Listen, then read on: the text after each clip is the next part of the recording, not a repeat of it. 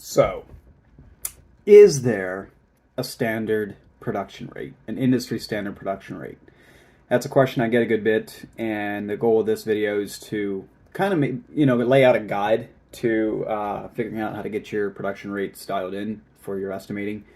And it's a question I get all the time, and it seems logical to say, sure, let's use an industry standard, let's start there.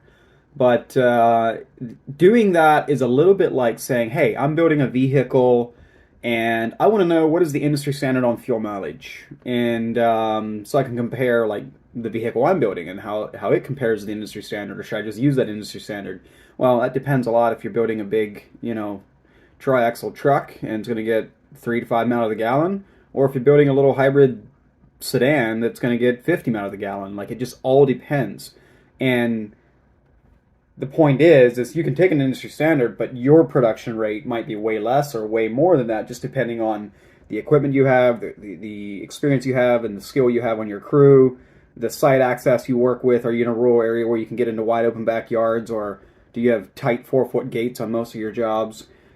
Installation methods, like if you're down south or up north, it just all depends on you and all those factors I just laid out. So for that reason, unfortunately, it's not a good idea to seek out industry standard. There's not, and I would even argue there isn't such a thing as an industry standard production rate. There's industry averages, and you can go look at those for nothing else but pure interest's sake, but don't use them in your quotes, because doing that is like playing Russian roulette with the profitability on your jobs. And so the rest of the video here, I want to talk about, okay, fine.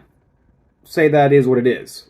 Where do I start? If I'm starting from ground zero and I've never done it, what do I need to do? Well, the way I would lay it out is, look at the last 3 to 6 jobs you've done and find 2 numbers for each of those jobs. 1, how long did it take? How many man hours?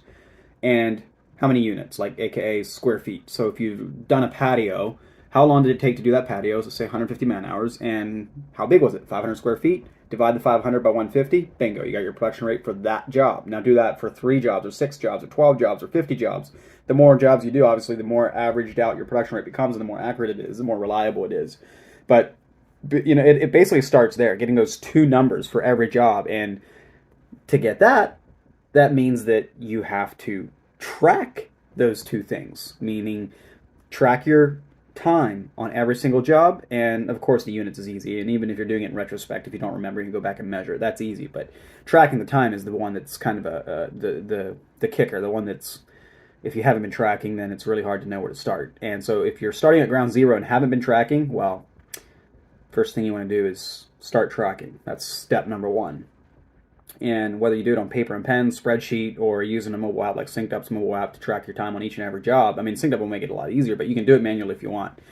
That's where I would start, is start tracking how long each job took, and then dividing that by the units to come up with my production rate. You repeat that over and over again, bingo, you got your production rate. It's not that hard. The hardest part is just tracking it.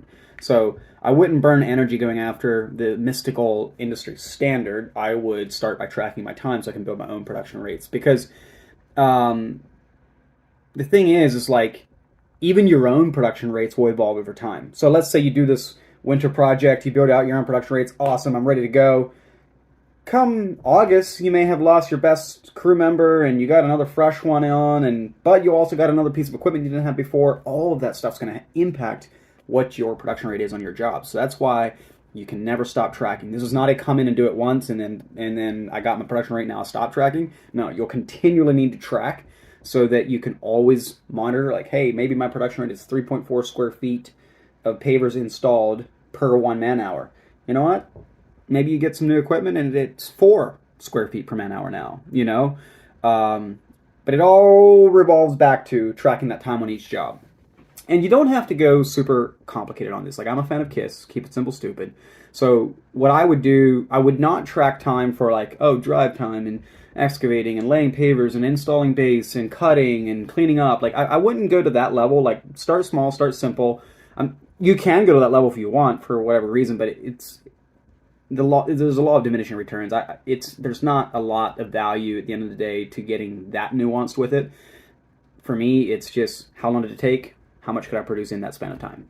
And so I start tracking time from the time the first truck leaves the shop till the last truck rolls back in after the job's done.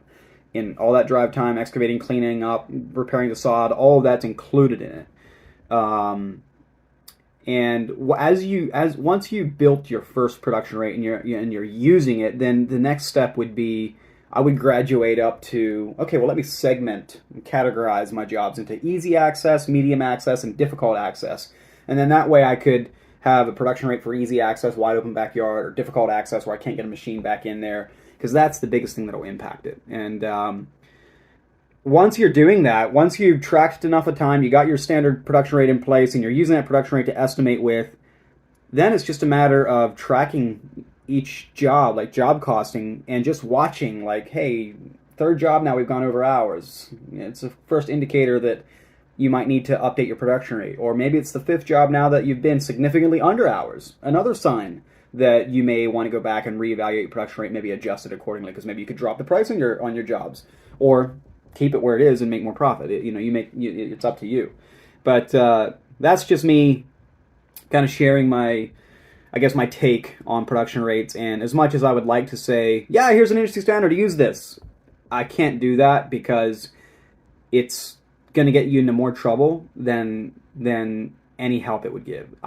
My goal is to provide the context and the frame of how to do it, as the framework, as opposed, and then let you go find your own data, because it's not that hard to find your own data once you know what you're looking for. You're really looking for those two numbers, and you can apply this to laying pavers, you can apply it to spreading mulch, you can apply it to laying sod, you can apply it to planting 1 gallon perennials, you can apply it to anything you want. But it really comes down to how long did it take and what were the units. And then just keep it on, make it a part of your habit, make it part of your culture. Every job gets tracked, so that you can always have that feedback loop after the job. You estimate user production rate, and then you do the job and track it, and then hold that up against what's my production rate versus what we actually got done.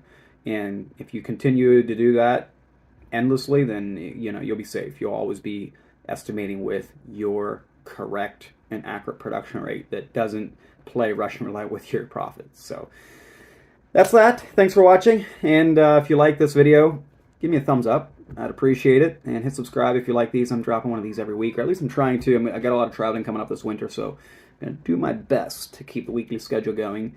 And we'll see you on the next one. Drop me a comment if you have any questions on this, and I'll be glad to engage and provide any other clarification I can.